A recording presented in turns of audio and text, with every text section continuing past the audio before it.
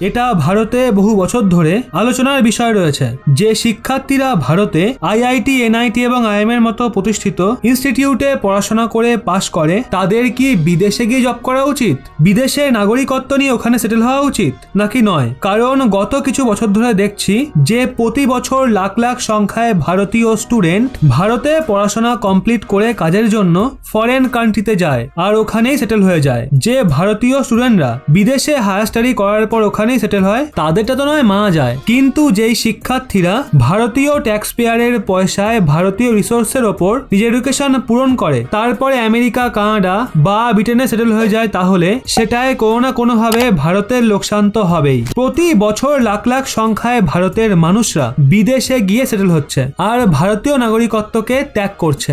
ভারত সরকারও ফরেন রেমিটেন্সেস মানে তারা ভারতে যে পয়সা পাঠায় তার লোভে এমন কোনো বিধান দেয় না যাতে ভারতের ট্যালেন্ট দেশের বাইরে না যায় আর আমাদের নেশন বিল্ডিং এ তারা যোগদান করুক, মানে ভারতকে উন্নতির রাস্তায় এগিয়ে নিয়ে যাওয়ার জন্য তারা কাজ করুক। কারণ ভারতের যে প্রাইভেট সেক্টরে skilled and capable creamy layer হয় তাদের বিদেশে ভালো লাইফস্টাইল মেলে, ওখানে ভালো পে স্কেল মেলে, যার জন্য তারা ওখানে গিয়ে সেটেল হতে পছন্দ করে। এখন এটা কি ঠিক নাকি ভুল এটা তো দীর্ঘ আলোচনার বিষয়। আমরা এই আলোচনা এর জন্য করছি কারণ কিছু ডেটা সামনে বেরিয়েছে যেগুলোতে বলা হয়েছে কতজন মানুষ ভারতের নাগরিকত্ব ছেড়ে কোনো অন্য দেশে নাগরিকত্ব গ্রহণ করেছে বা ভারতের নাগরিকত্ব ছেড়ে কোন দেশে সবচেয়ে বেশি সেটেল হচ্ছে আর ভারতের নাগরিকত্ব নেওয়া মানুষের সংখ্যা কত রয়েছে আর তারা কোন কোন দেশ থেকে আসে। পরিসংখ্যান শুনে কিন্তু আপনারা চমকে যাবেন। প্রমাণ হিসেবে আপনারা স্ক্রিনে আর্টিকেলটা দেখুন, যেটা অনুযায়ী গত 5 বছরে ভারত সরকার যত বিদেশি নাগরিকদের ভারতের নাগরিকত্ব দিয়েছে তার মধ্যে 87% মানুষ পাকিস্তানের ছিল। আগে হ্যাঁ, একদমই ঠিক শুনেছেন আপনারা। টোটাল যত সিটিজেনশিপ অ্যাপ্লিকেশন অ্যাকসেপ্ট করা হয়েছে তার মধ্যে 87% পাকিস্তান থেকে এসেছিল।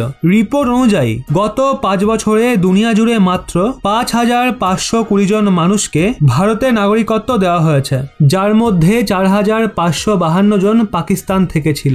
এটা তো আপনারা জেনে গেছেন যে গত 5 বছরে মাত্র 5500 জনকে ভারতের নাগরিকত্ব দেওয়া হয়েছে, কিন্তু আপনারা এটা জেনে অবাক হবেন যে ভারতের নাগরিকত্ব ছেড়ে কোনো অন্য দেশে নাগরিকত্ব নেওয়া ভারতীয়দের সংখ্যা হাজারে নয় বরং লাখে রয়েছে। রিপোর্ট অনুযায়ী 2017 থেকে নিয়ে 2021 পর্যন্ত 6,08,162 জন মানুষ ভারতের নাগরিকত্ব ছেড়ে কোনো অন্য দেশে নাগরিকত্ব নিয়েছে। গড়ে প্রতি বছর প্রায় 1,21,000 ভারতের মানুষরা ভারতের নাগরিকত্ব ছাড়ছে, যেখানে মাত্র 1000 মানুষই ভারতের নাগরিকত্ব গ্রহণ করছে। এরই সাথে ভারতের নাগরিকত্ব ত্যাগ করা 40% মানুষরা আমেরিকার নাগরিকত্ব নেয়, যেখানে 30% মানুষ অস্ট্রেলিয়া প্লাস কানাডা নাগরিকত্ব নেয়। সেই সঙ্গে এটাও সামনে বেরিয়ে এসছে যে গত 5 বছরে মাত্র 71 জন আমেরিকান সিটিজেন ভারতের নাগরিকত্ব নেওয়া মানুষের কথা বললে 87% মানুষ পাকিস্তান থেকে আসে, যেখানে 8% আফগানিস্তান থেকে এবং 2%